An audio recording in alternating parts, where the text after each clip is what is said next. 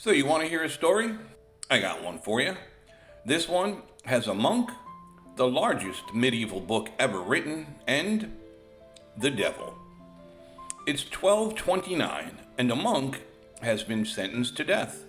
Not by sword, not by fire, but by immurement. What's that, you ask? I had to also. So, immurement is being bricked alive in the walls. In this case, bricked alive in the walls of his own monastery. Now, as you can imagine, he was none too happy with this idea, and so he made a desperate offer. He promised to write a book so powerful it would contain all human knowledge. The Bible, science, medicine, the path to heaven, and to hell. And he said he'd do it in just one night. Welcome to Now It's Dark.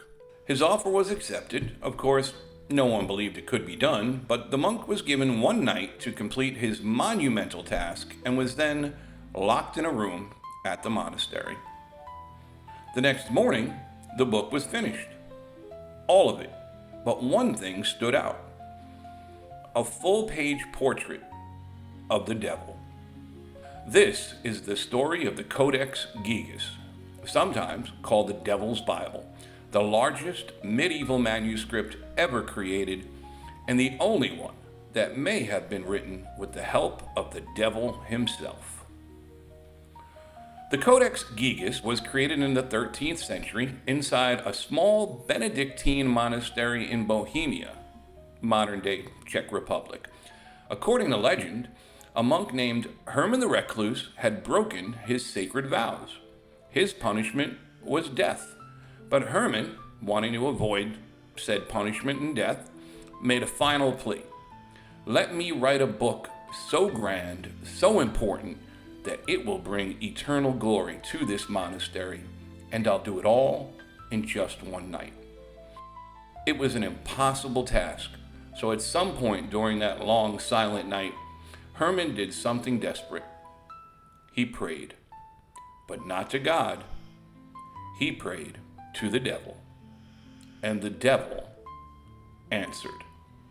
The next morning, the book was there, complete, detailed, perfect, and right there in the center of it, staring back, was Lucifer. Now, let me describe the image. A horned figure, naked, crouched between two towering structures, its tongue sticking out between sharp teeth, its claws gripping the ground, and its eyes wide open, watching you. No other medieval Bible has anything like this. It's not a warning, it's not a metaphor, it's a tribute. Some say it's the devil's way of signing his work.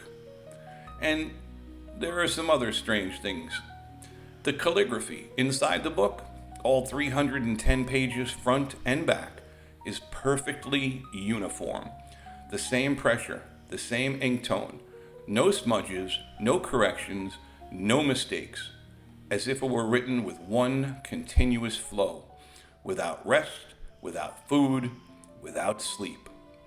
According to scholars, it would take more than 20 years for one person to complete, but according to legend, it was completed in just one night. Despite being called the Devil's Bible, the Codex Gigas includes more than Scripture. It has both the Old and New Testaments.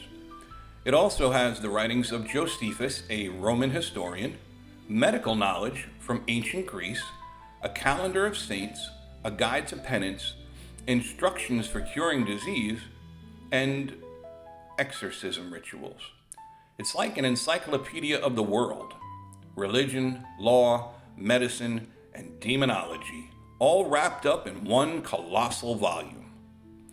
Now, some believe it was meant to be a book of all knowledge, while others believe it was designed to replace the Bible, and yet others believe it's a gateway, not to heaven, but to something else entirely.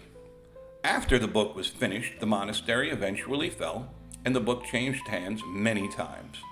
Finally, it was seized by Swedish forces during the 30 Years' War. They took it to Stockholm, where it was kept in the Royal Library. And guess what?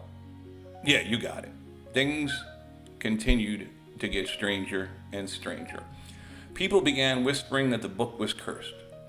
Those who possessed it went mad, vanished, died early.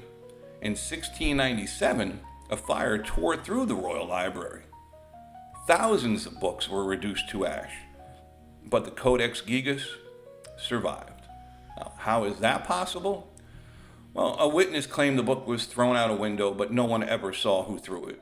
To this day, it sits in Sweden's National Library under lock and key, preserved but unreadable to most because even though it's been digitized, there are pages with symbols we still can't decipher.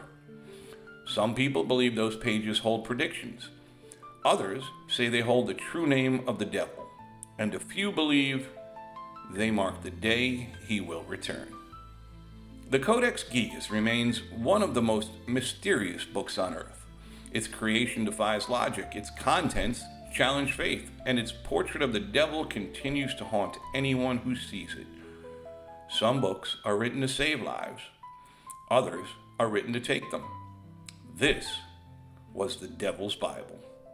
If you want more stories like this, of ancient curses, dark conspiracies, and unsolved mysteries, well, like and subscribe, because at Now It's Dark, we're here to shine a light on the shadows. Thanks for watching.